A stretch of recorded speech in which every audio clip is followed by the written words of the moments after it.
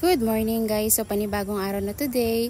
So ngayon nga ang kanilang Christmas party, December 15, 2023. So ito nga, nangiti na siya dyan. So nandito ko ngayon sa school para tignan siya. Inaantay kasi namin yung teacher niya. At nagkaroon ng palaro dito sa school. So tuwang-tuwa ang mga bata sa aking binata hindi sumasali. So ayan sila. Party dito, party doon. So ayaw sumali ng aking binata kasi masakit daw ang kanyang paa. So ito naman nga ang aking dalawa, ihahatid ko sila kasi panghapon sila, yung aking bunso ay pang umaga. So ito ang outfit ng aking dalawang dalaga, si Ate Ole at si Ate Nika. So nandito lang kami sa aming kanyang mga tiyahin. Nandito sila ng sapatos kasi maputik doon sa daanan namin. So ayan. Mga excited na nga yan sa kanilang Christmas party. So hindi ko na na-videohan guys yung kanilang ganap sa Christmas party kasi nga hindi naman kami pwede sa loob. So ayan sila.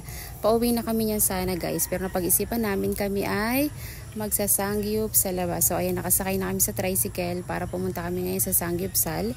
So ito pala ay dito lang sa Rosario, Batangas. Hindi San Roque, Rosario, Batangas. So ayan, dumayo lang nga kami guys ng pagsasanggip. Kasi nga guys, minsan lang kami lumabas. Tas minsan lang talaga.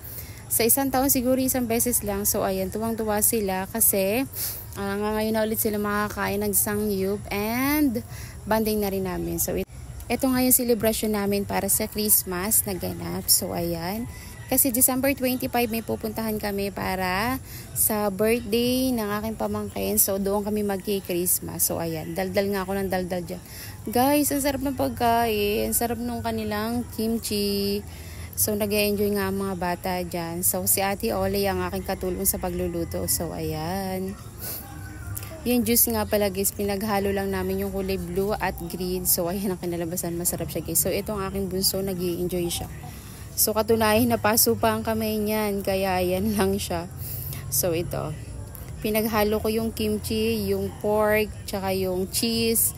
So grabe talaga guys. So nag-enjoy ako dyan, ang dami kong nakain, pati ang tatlong bata. So ang tagal namin dyan, siguro may 2 oras kami dyan kumain sa Sangyupsal na yan. So sabi ko sa mga bata, pagkatapos dyan, pupunta kami ng Pailaw dito sa Rosario para naman maranasan nilang pumunta dun sa Pailaw. So ang laki nga nasubo ko dyan guys.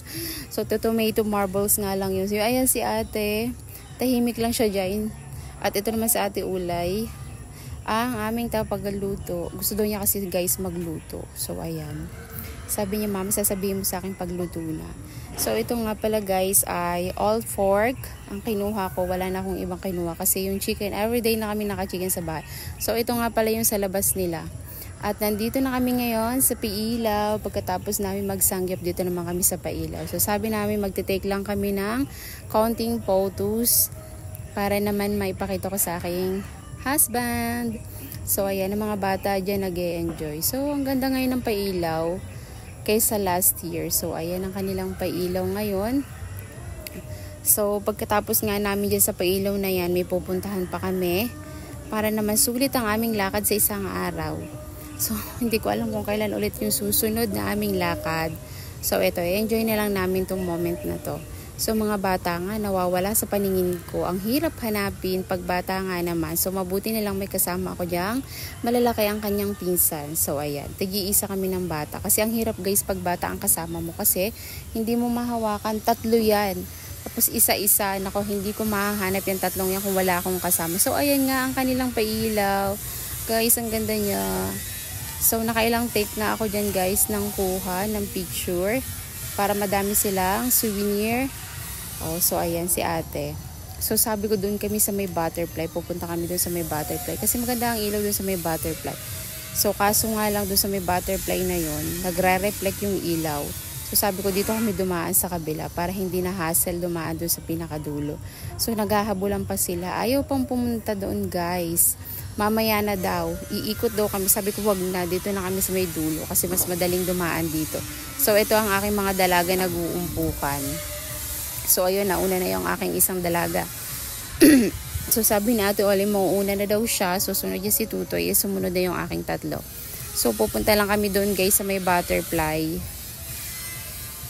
Kung nakikita nyo guys yun, may butterfly, flowers at etc. So sobrang tingkad nung kulay niya. So sabi na aking binati, bil ko siya ng balloon. Kaso mahal guys yung balloon, 100. So ang dami na naming nagastos dyan sa araw na yan.